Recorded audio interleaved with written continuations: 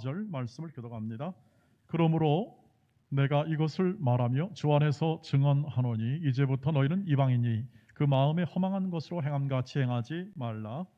그들의 총명이 어두워지고 그들 가운데 있는 무지함과 그들의 마음이 굳어짐으로 말미암아 하나님의 생명에서 떠나 있도다. 그들이 감각 없는 자가 되어 자신을 방탕에 방임하여 모든 더러운 것을 욕심으로 행하되 오직 너희는 그리스도를 그같이 배우지 아니하였느니라.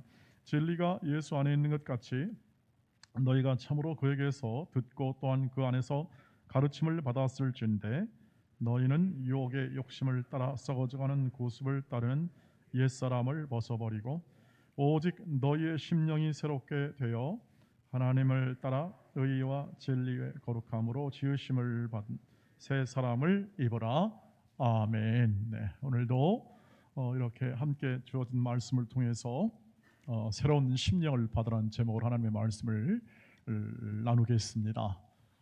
기본적으로 우리는 예수 믿는 것과 그 믿은 후의 삶의 내용을 우리가 잘 구분하고 혹은 때로는 이해하여 우리가 예수 믿은 다음의 삶을 잘 행함으로 우리에게 주어진 예수 믿는 삶의 복됨을 우리의 삶 가운데 풍성히 누리는 것이 우리의 신앙의 유익이고 또 우리가 마땅히 하나님의 자녀로서의 삶을 사는 복됨이라고 할 수 있겠습니다. 그래서 오늘 이 본문에 나타난 이 두 가지가 있습니다. 옛 사람을 벗어버리라 그리고 새 사람을 입으라라는 이 두 가지 제목의 권면이 내용의 권면을 중심으로 어떻게 하면 우리가 이 회복의 은혜, 다시 말하면 우리의 삶에 있는 모든 신앙의 회복을 더욱더 풍성히 가져갈까 하는 부분을 우리가 나눌 수 있겠습니다. 첫 번째는 옛사람을 벗어버리라 이렇게 얘기를 합니다. 옛사람이라는 것은 기본적으로 예수 믿기 전에 있었던 모든 마음과 행동의 표현을 우리는 옛사람이다 이렇게 얘기를 할 수 있겠습니다. 예수 믿기 전 우리는 구원받기 전이라 이렇게 말을 하고 우리는 죄와 사망의 권세에서 구원받은 그러한 존재로서 즉 구원받기 전에 사람을 통칭할 때의 그것을 옛사람이라고 하죠. 근데 그것을 벗어버리라 하는 것은 무슨 뜻입니까? 그것은 우리에게 어울리지 않는다. 우리에게 있을 수 있는 삶이지만 그건 우리에게 어울리는 것이 아니다. 이런 내용을 가지고 있습니다. 그 말은 결국 옛사람의 습관이나 태도나 말이나 이런 것들이 계속 있게 된다는 이야기입니다. 있을 때 그것은 어울리지 않는다는 거죠. 왜 그럴까요? 그것은 결실하지를 못합니다. 옛사람은 결실함이 없다는 거예요. 여기 말씀을 보시면 기본적으로 이 이방인들 그리고 또 그들이 행하는 일들을 허망한 것으로 해요. 허망하다. 빌헛지 아니겠습니까? 비어 있어요. 그것이 채워지지 않은 상황이고 그것은 만족도 줄 수 없을 뿐 아니라 그것은 결국 빈 것이다. 헛것이다. 이렇게 얘기합니다. 왜요? 하나님의 생명에서 떠난 것이다. 이렇게 얘기합니다. 하나님의 생명에서 떠나는 것은 뭐냐면 하나님을 모른다는 뜻이고 하나님이 있어도 무시한다는 이야기입니다. 하나님과의 관계를 말하는 것이죠. 하나님의 생명이 없다 이 말과도 같습니다. 아니 우리는 지금 생명을 가지고 예수 믿지 않았을 때도 생명을 가지고 있지 않습니까? 그런데 생명은 있습니다. 그런데 이런 말이 있습니다. 살았으나 죽은 것과 똑같다 이 말 있죠. 살았으나 죽은 것과 똑같다 이런 말을 우리가 쓰는 것과 아주 유사합니다. 여러분 산자 같으나 죽은 삶은 뭡니까? 쓸모가 없는 거죠. 허비하는 거죠. 이런 것은 존재해봤자 존재 아니함만 못하다는 그런 표현을 할 만큼 삶의 내용이 별로 유익이 안 된다는 데 사용하는 것이죠. 정말 그럴까요? 우리가 예수 믿기 전의 삶이 정말 그럴까요? 이것을 영적으로 우리가 항상 해석함을 잊지 말아야 합니다. 영적이라는 말은 뭐냐면 하나님과의 관계에서 해석하는 것을 영적으로 하는 말입니다. 하나님이 없으면 영적으로라는 말을 쓸 이유가 없습니다. 전부 다 내 뜻입니다. 내 뜻. 하나님이 안 계시면 우리의 모든 삶은 전부 다 내가 결정하고 내가 원하고 내가 바라보고 소망하고 내가 열심히 분투하고 노력하고 뛰어난 놈은 더 많이 좀 이렇게 능력이 바닥하면 그냥 어떻게 합니까? 그냥 그대로 그냥 멸시받으면서 이렇게 배제받으면서 살아갈 수밖에 없는 것이 어디입니까? 이 세상의 삶이고 우리 인생이 놓여진 이 현실, 이 척박한 현실이죠. 병마가 끊임이 없고 그리고 코로나도 이제 왔지만 또 앞으로도 이런 전염병이 또 올 수도 있다라고 예상하는 것이 우리가 살아가는 현실이죠. 여러분 마스크를 이제 벗으셔야 되는데 언제 벗을지 모르지만 앞으로 쉽게 벗기는 어렵다는 게 일반적인 얘기입니다. 그런 상황이 된다는 것을 예견을 하고 있죠. 우리의 현실을 말하고 있는 겁니다. 그런데 이런 현실에 살아가는 삶의 그 내용이 비었다라는 거 뭐냐면 결국 우리의 인생의 끝자락에 가보면 우리가 다 결산하잖아요. 이 인생의 모든 결산해 봤을 때 남는 게 없다는 거예요. 남는 게.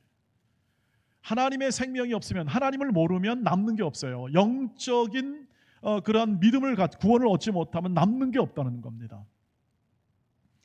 일반적으로 사람들이 얻고 추구하고 결실하고자 하는 게 뭐냐면 열심히 일해서 조금 더 여유 있는 삶. 왜? 경제력이 있어야 여유 있잖아요. 그래서 노인이 되시면 또 어른이 되면 은퇴하게 되면 결국 남는 게 건강, 그 다음에 경제력.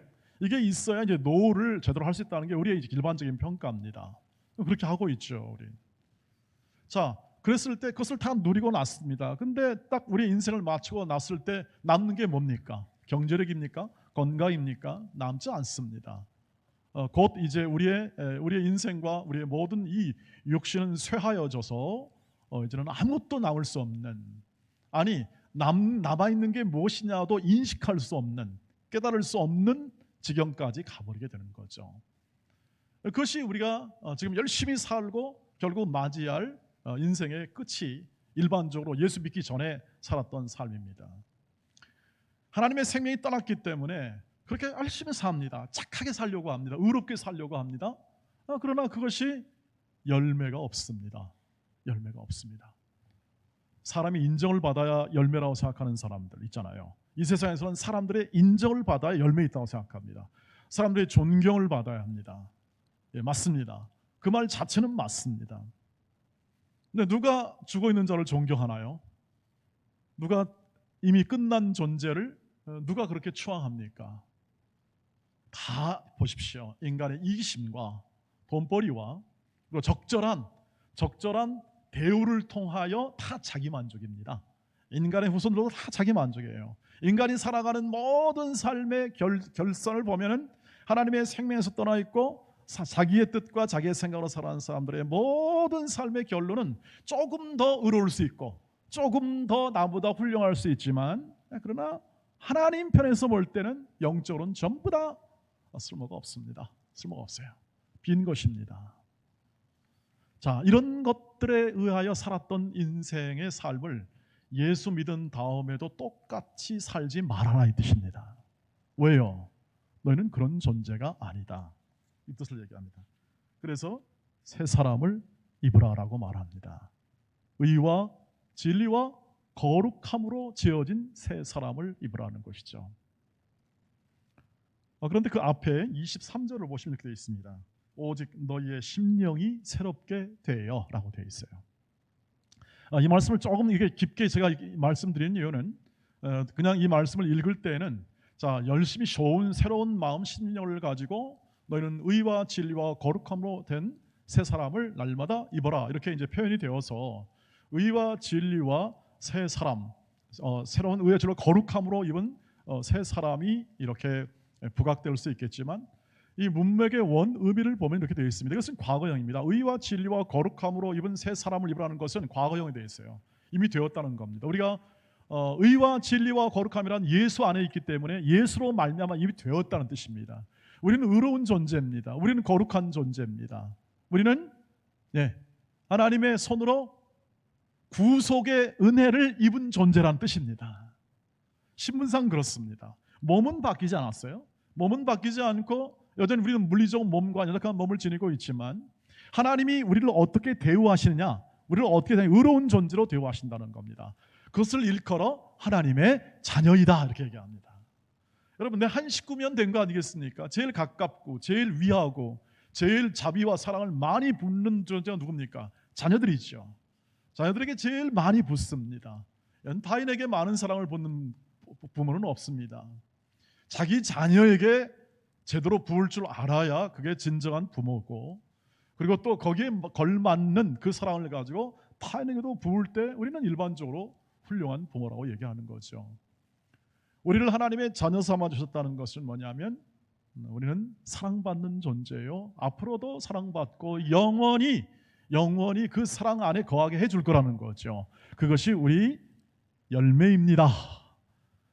주께서 친히 만들어서 의롭다 하시고 거룩하게 하시고, 그리고 우리를 영화롭게 하시고 우리를 영광의 존재로 만드는 것이 은혜로 된 것일 뿐 아니라 우리의 결실, 복됨입니다. 믿으시길 바랍니다. 그것이 진정한 삶, 그것에 어울리는 인생을 살아.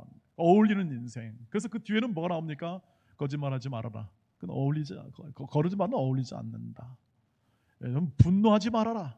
분노는 하루만 해라. 왜? 안 할 수 없으니까 하루만 정도 해라. 그게 어울리는 삶이다 얘기합니다. 여러분, 분노를 몇 날 며칠 가져가고 1년 2년 가져가면 사람이 견디겠습니까? 견디지 못하고 건강하지 못하고 오히려 나쁜 것만 오히려 영향을 줄 수밖에 없는 거 아니겠습니까? 그리고 열심히 그 말을 할 때도 좋은 말 해라. 그 좋은 말 해서 그것을 은혜롭게 해라고 계속 그 뒤에 얘기 나오는 말씀입니다. 그것이 이제 우리의 삶의 내용이 되겠습니다. 근데 제가 오늘 주목하고 있는 것은 뭐냐면, 그런 의와 진리와 거룩을 입을 때에 그 앞에, 이것은 과거에 된 일이지만 너희가 23절에 보면 오직 너희의 심령이 새롭게 되어, 이 말은 뭐냐면 현재형입니다. 그때도 현재형이고 지금도 우리에게 말할 때는 우리가 현재형으로 읽습니다. 지금 오늘날 지금 현존하는 이 예수 믿는 이 상황 속에서 우리가 거룩하게 되었는데, 그런 신분에 맞게 어울리게 삶을 살아가는 과정 속에서 먼저 해야 할 일은 뭐냐면 너희의 심령이 새롭게 되는 것이다. 날마다 새롭게 되는 것이다 얘기합니다. 심령이 새롭게 된다. 왜? 심령이라는 것은 마음이며 우리 인격의 좌소입니다. 인격의 좌소. 우리 인격이 거하는 곳이고 인격이 형성되어 밖으로 표현되는 것입니다. 얼굴은 그 인격이 표현되는 창이라고 말을 하죠. 얼굴은 인격이 표현되는 창이죠. 그래서 제가 늘 웃으라고 말합니다. 웃으십시오. 그래야 그 인격도 더 순화됩니다. 더 좋아집니다. 찡그리지 마십시오. 한번 웃어주는 것만으로도 우리는 반갑습니다, 축복합니다 말하는 것으로 우리는 서로에 대한 깊은 감사와 사랑을 표현하는 것입니다. 우리의 자녀들이 여러분 한번 우리한테 웃어줄 때 우리는 좋죠. 조그만 웃음 하나, 조그만 이렇게 효도하는 것만도 우리는 충분하지 않습니까? 그들에게 뭘 해줄 걸 바라는 것도 아니고요. 그래서 이러한 이 모든 표현, 이런 표현이 담긴 그 근본이 담긴 것이 뭐냐면 바로 마음입니다. 심령입니다. 그래서 성경은 심령을 한번 쭉 찾아보면 성경 안에는 모든 단어들마다, 모든 책마다 전부 다 마음이 나오죠. 너는 마음을 다하여 하나님을 사랑하라고 나오고, 마음을 다하여. 심령이 온전하지 못하면 그 행동은 온전할 수가 없습니다. 왜? 심령 안에 담겨진 인격과 성품이 발휘되고 표현될 텐데, 그것이 어그러져 있고 온전하지 못하면 어떻게 됩니까? 나올 수가 없는 겁니다. 여러분, 근데 문제는 뭐냐면 이렇게 됩니다. 성경이 말하는 우리 마음의 원본이 뭐냐면 예레미야서 17장 9절 먼저 말씀 보십시오. 순서를 바꿔보겠습니다. 만물보다 거짓되고 심히 부패한 것이 뭐라고요? 마음입니다. 마음. 누가 능히 이를 알리오마는, 이렇게 표현합니다. 예레미야서를 보시면 참 재미있게 되어 있어요. 누가 이걸 알겠냐? 누가 심히 부패하는 게 마음이라는 것을 알겠느냐? 전부 다 인간들은 다 자기 잘난 맛에 산다는 뜻입니다. 이 말은 비꼬자는 말이 아니라 전부 다 그렇습니다. 자기가 자기를 만족하지 못하면 사람은 견디지를 못합니다. 나는 좀 의롭고 나는 좀 멋지게 살아야 되는데, 나는 이 정도 공부했지 않냐? 이 정도 이렇게 했지 않냐? 이 정도 나이를 먹었지 않냐? 하면서 계속 자기의 어떤 만족, 자기의 의로움, 자기의 온전함을 자기뿐 아니라 타인에게도 받아야만 되는 것이 바로 사람의 마음이죠. 그게 하나님 보시기에는 얼마나 어리석냐 하는 것을 얘기하는 겁니다. 사람이 모르더라 이 말이죠. 그 뒤로 보시죠. 창세기 6장 5절 말씀을 보시면 다음과 같이 표현됩니다. 한번 같이 읽겠습니다. 시작. 여호와께서 사람의 죄악이 이 세상에 가득함과 그의 마음으로 생각하는 모든 계획이 항상 악할 뿐임을 보시고. 여러분, 이 말씀을 읽으면 여러분 어떻습니까? 이건 창세기에 있는 말씀입니다. 저 사람은 우리가 아닙니까? 똑같은 사람입니다. 저 창세기에 나와 있는 사람이 우리고 우리가 창세기에 나와 있는 사람의 그 사람은 성적이 같습니다. 저와 여러분이 갖는 모든 성정과 마음의 내용을 얘기합니다. 계획이 악합니까? 선합니까? 하나님의 판단이 틀렸다면, 하나님의 판단이 틀리셨다면 우리는 선할 겁니다. 그런데 하나님 판단이 맞다면 우리는 하나님이 참 하나님으로 알고 진리 하나님으로 알고 틀림이 없으신 하나님으로 안다면 우리가 하는 모든 계획과 생각이 악하다. 이 말은 뭐냐면 하나님 보시기에 악하다는 것을 말합니다. 하나님 보시기에 선한 것이 아무것도 없다. 만물에 부패한 것보다 더 부패한 게 사람의 마음이다. 이건 절망 아닙니까, 여러분? 절망. 그러면 좋습니다. 예수를 믿었습니다. 그럼 마음이 어떻게 합니까? 바뀌어야 맞습니다. 바뀌어야. 근데 문제는 우리 안에 여전히 바뀐 존재인 줄 알지 못하고 계속 옛사람의 습관과 옛사람의 허망한 생각으로 행할 가능성이 있다는 사실을 얘기해 주는 겁니다. 이게 우리의 의문점이기도 합니다. 왜 하나님이 예수를 믿는데 완벽하게 바꿔주지 않는가? 그것에 대해서 명확하게 설명하는 사람은 아직까지 못 봤습니다. 왜? 성경이 말해주지 않으니까. 다만 이것은 명료합니다. 하나님께서 우리의 마음을 지금도 바꾸어주고 계신다. 심령의 변화는 바로 뭐냐 하면 하나님이 우리로 하여금 선택하고 결정하는 것을 옳게 만듭니다. 우리 안에서. 자, 우리 안에서 선택하고 올바른 결정하는데 우리는 어떻게 생각하냐면 우리는 이 구분을 잘 못합니다. 우리가 고칠 수 있는 것과 고칠 수 없는 것에 대한 구분을 잘 하지 못하는 경향을 가지고 있습니다. 여러분, 우리가 우리 마음과 생각을 볼 때 우리가 고칠 수 없는 것이 무엇입니까? 우리의 기질이 있죠. 우리 기질, 성격 이런 것들은 쉽게 안 고쳐집니다. 정말 어쩌다 한두 사람 정도 가뭄에 콩날만큼 우리의 성격과 기질을 바꾸는 것 같습니다. 어떤 예를 믿습니다.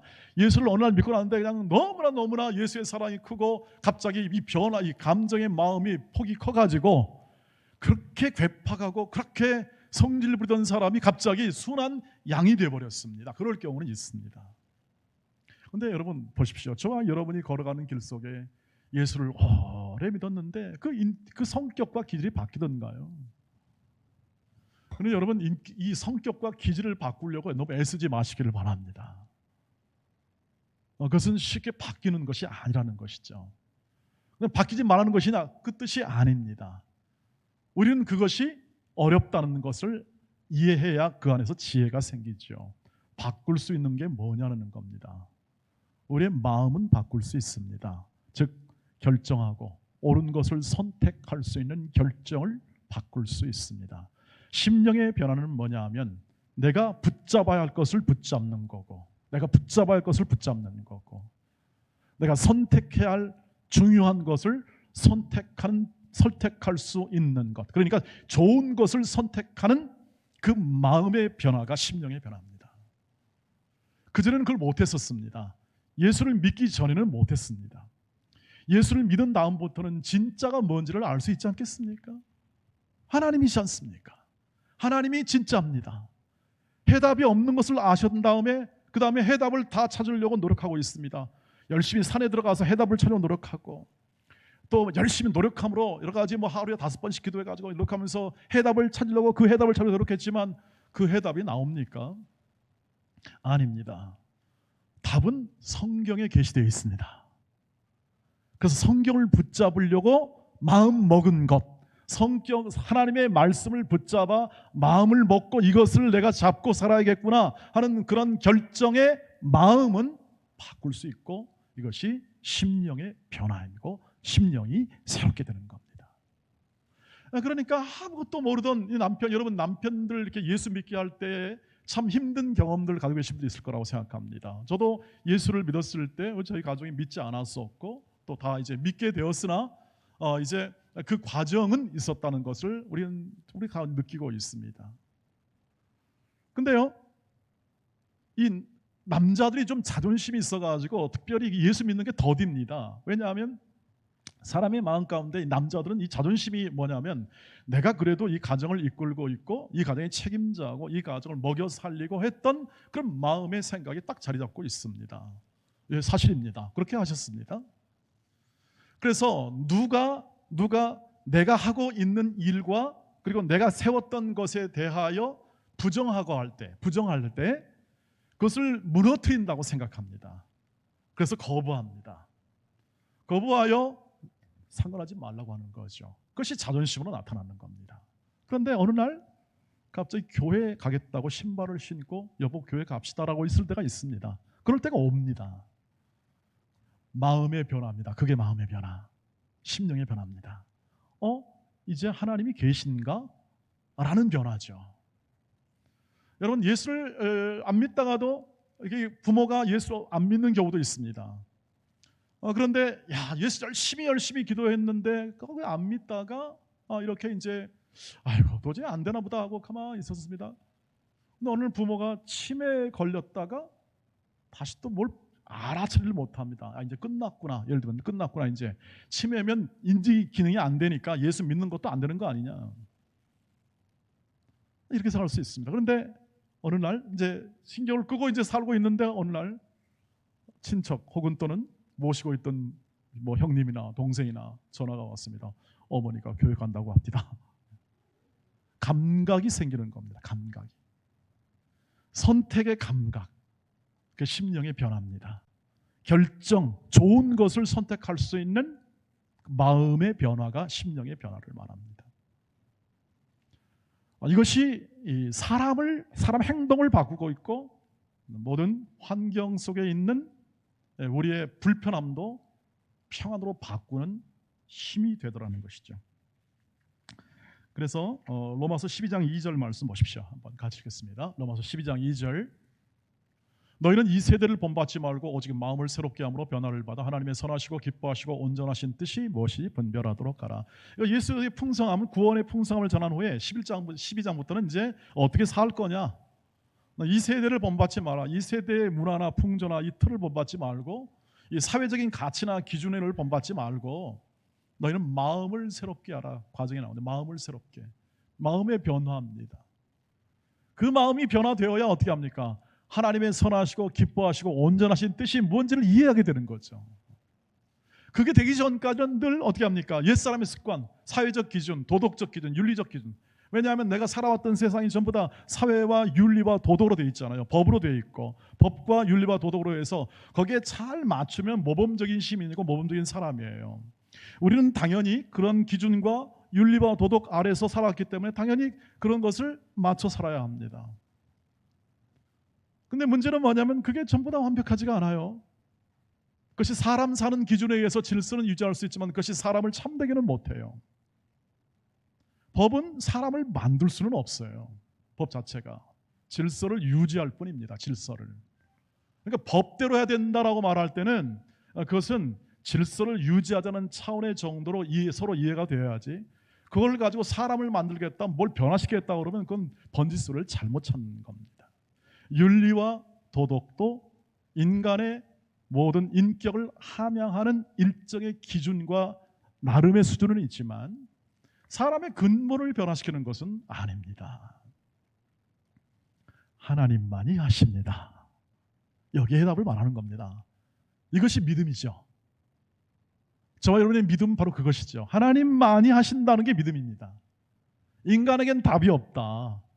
인간이 가진 기준과 윤리와 도덕과 철학이 우리를 만들지 못하는 것이고 오늘 이 성경 시대부터 시작하여 우리가 인간의 존재에 대한 물음을 묻는 철학이 그 철학이 추구하는 바는 아직까지 대답을 못하지 않습니까? 늘 이렇게 서로 얘기하고 이거 맞느냐 저거 맞느냐 해가지고 계속 얘기하는 겁니다. 그것을 잘 이해한 사람은 위대한 철학자랍니다. 위대한 철학자. 잘 이해한 사람이. 그러나 만들지는 못하더라는 거죠. 믿음은 만들어내죠. 믿음은 만들어내죠. 수도사와 죄수와의 수도원과 감옥의 차이가 있죠. 수도사와 감옥에 있는 죄수는 다 같이 갇힌 자입니다. 다 갇혔어요. 다 똑같은 환경이 있죠. 단절된 환경. 죄수는 좀 척박한 환경이긴 합니다만 수도원도 여러분 불편한 자리입니다. 그런데 그 마음이 다릅니다. 마음이. 뭐가 다릅니까? 한 마음은 감사와 기쁨이고 한 사람은 불평과 원망이고 그저 내가 그렇게 뭔 잘못했다고 이렇게 나를 힘들게 하나 하는 마음이 든 사람들이 가는 곳이 바로 감옥이죠. 그래 여러분, 수도사의 마음에 기쁨이 있는 것은 뭡니까? 그래서 마음 안에 옳은 것을 선택했다는 만족입니다. 만족. 옳은 것, 참된 것, 진리. 여러분, 감옥에 있는 사람이 진리를 내가 잡았다라고 하는 사람이 어디가 있겠습니까? 없죠. 만족이 있을 수가 없습니다. 행복이 있을 수가 없습니다. 그런데 같은 단절된 곳에도 행복이 있고 만족이 있고 감사가 있는 거죠. 세상이라는 감옥이 있습니다. 저와 여러분이 사는 곳은 세상은 감옥과 같습니다. 늘 여기는 언제나 분열과 아픔 그리고 전쟁이 있는 곳이죠. 우리의 가정이 그것에 들어오면 진짜 가정은 더할 나위 없이 힘들어지는 거고요. 이 회사 모든 것은 그렇게 살고 있지 않습니까? 그나마 말씀드린 대로 법과 윤리와 도덕이 제대로 작동하면, 법치주의란 말이 그 말이다. 작동을 하면 질서는 좀 잡힐 겁니다. 그러나 아니면은 이건 완전히 지옥이죠. 지옥이 따로 없는 것이죠. 우리는 그 안에 살고 있습니다. 감옥에 산다 할지라도 우리의 마음, 심령이 옳은 것을 선택하여 살아가고 있고 의와 진리와 거룩함으로 우리의 인생이 진행되고 있다는 사실을 확인하면 그것을 믿으면 그 사람 마음 가운데 담대하고 그리고 큰 하나님의 은혜에 대한 감사와 기쁨의 마음이 날마다 샘솟게 될 줄 믿습니다.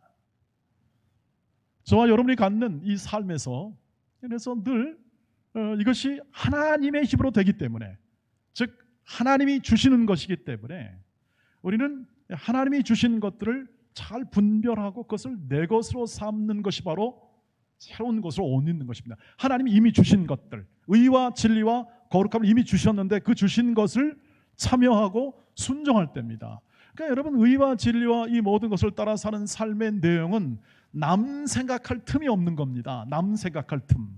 이 말은 남에게 배려하고 관심이 말할 뜻이 아니라 다 문제는 어디 있냐? 여러분 마음 안에 계십니다. 마음 안에 있습니다. 여러분 마음 안에 모든 문제와 그리고 싸움이 그 안에 있다는 것이죠. 그 마음을 주 예수의 마음을 주시옵소서. 주 예수의 마음을 주시옵소서 하는 것이 영적 전투고 우리의 싸움입니다. 다른 사람이 아니라, 그러니까 우리는 다른 사람 탓할 이유가 없는 사람들이에요. 다른 사람은 당신 때문에 그랬습니다. 당신 때문에 우리 교회 안 됩니다. 뭐합니다. 이런 말은 아무런 쓸모가 없는 말입니다. 왜 그럴까요? 여러분 안에 문제가 있는데요. 여러분 안에 마음이 회복이 안 된 상황인데요. 그것으로 인하여 나오는 것이 원망이요 불평이요. 다른 사람에 대한 말은 저보다 내 책임을 다른 사람에게 돌리겠다는 뜻이거든요.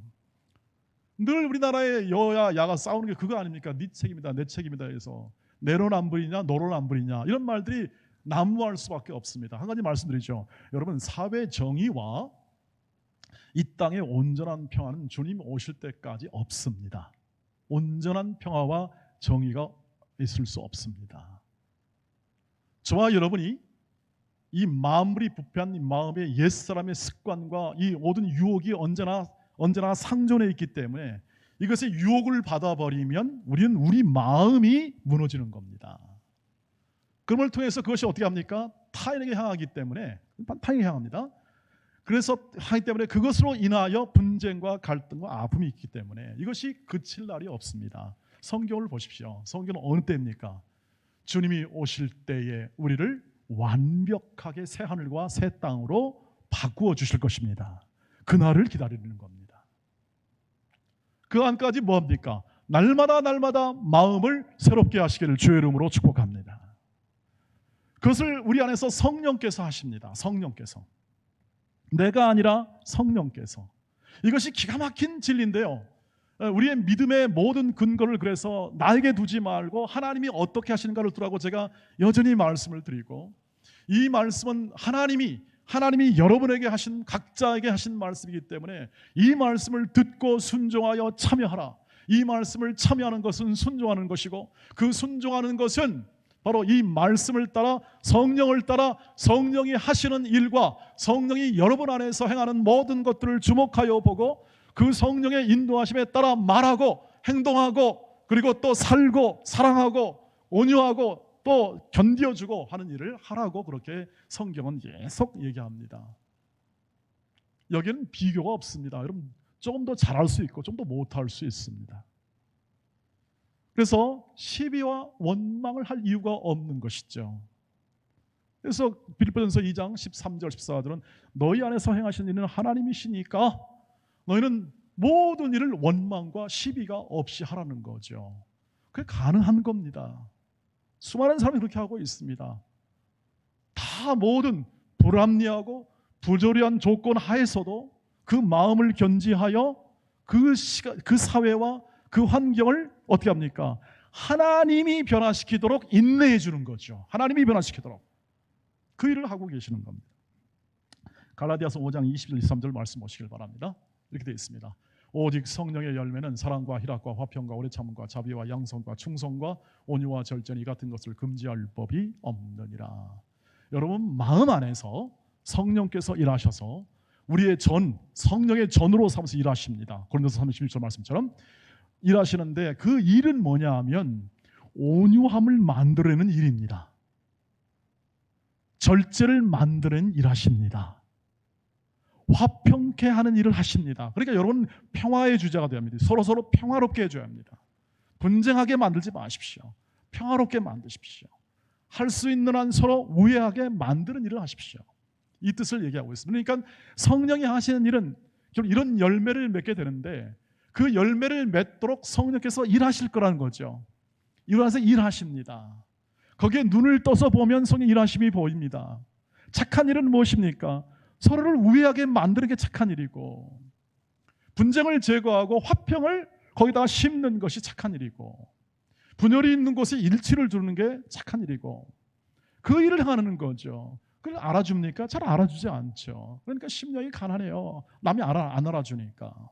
왜 그 일이 힘들죠? 여러분, 인내하는 게 얼마나 힘듭니까? 인내하는 게. 우리 권사님들, 은퇴하는 권사님들 수십 년간 이 교회를 섬기면서 눈물과 기도 얼마나 많이 부른지 모르겠습니다만, 그 기도를 통하여 어떻게 합니까? 잘 인내한 겁니다. 왜? 그 마음을 가지고 성령이 하시는 일을 순종하여 어떻게 합니까? 그냥 이를 악물고 견뎌내셨겠죠. 그 안에 어떤 일이 있는지는 각자 경험하셨고, 그걸 겪고 나서 보니까 어떻게 합니까? 그 권사님이 어떻게 합니까? 온유한 사람이 된 겁니다. 온유한 사람. 그리고 그것은 바로 그 마음으로부터 표현되는 것을 우리가 느낄 수 있지 않습니까? 말로도 표현되지 않습니까? 다 하나님의 은혜입니다. 내가 한 게 있겠습니까? 하나님의 은혜고 감사죠. 이런 말에 담긴 의미를 우리가 이해하셔야 합니다. 그래야 그것이 마음으로 다가올 수 있습니다. 우리 심령으로 다가올 수 있습니다. 자, 모든 환경, 모든 여건들이 있습니다. 그런데 우리는 의와 진리와 거룩하고 있는 올림단 이런 표현을 어디다 쓰냐면 심령의 변화를 새롭게 해서, 오늘 주여 우리가 이 코로나19의 환경이 이런 상황에 있고 예배를 금지하고 있고 만나서 어려운 상황입니다. 정부 탓하지 않습니다. 모든 방역당국 도와야 하고 존중해야 합니다. 그러나 주여 주께 예배함은 우리의 생명임을 알고 예배합니다 하는 것이 심령의 변화된 새로움입니다. 옳은 것을 붙잡는 확신이죠. 진리를 붙잡는 확신이고, 하나님만이 옳으십니다. 우리 인간은 전부 다 비슷합니다. 다 이제 생애를 마치면 아무것도 그분 자체에선 건질 건 없습니다. 그분의 믿음 안에서 건집니다. 그분의 인격, 하나님이 빚으신 인격 안에서 우리는 그분의 발자취를 건집니다. 살아가는 동안 우리가 늘 신앙생활하는 동안 늘 고백해야 할 것은 그것입니다. 주님, 제 마음의 묵상이 주께 연락되기를 원합니다. 제가 품었던 생각, 제가 바라봤던 모든 소원, 그 꿈, 비전 이런 것들이 다 주 앞에 드려지기를 원합니다. 이 말은 주께서 인정해 주면 나는 그것으로 충분합니다. 그리고 그것은 지금이 아니라 영원까지 잇대어서 내 인생을 지금도 부여하게 하십니다. 그래서 아까 말씀드린 대로 초가 삼간 있어도 우리가 그 환경 가운데 살아도 주님만이 내게 해답이고 그 해답을 주셨고 나는 그것을 누리며 살아가고 있고 그것은 어떤 환경과 어떤 조건도 빼앗을 거나 무너뜨릴 수 없는 것입니다 하는 것이죠. 그래서 여러분 날마다 구하시기를 바랍니다. 성령이 일하심 속에 내 영, 새로운 영, 새 심령, 새 선택 이런 것들이 늘 자리 잡아 내 인생을 인도하게 하옵소서.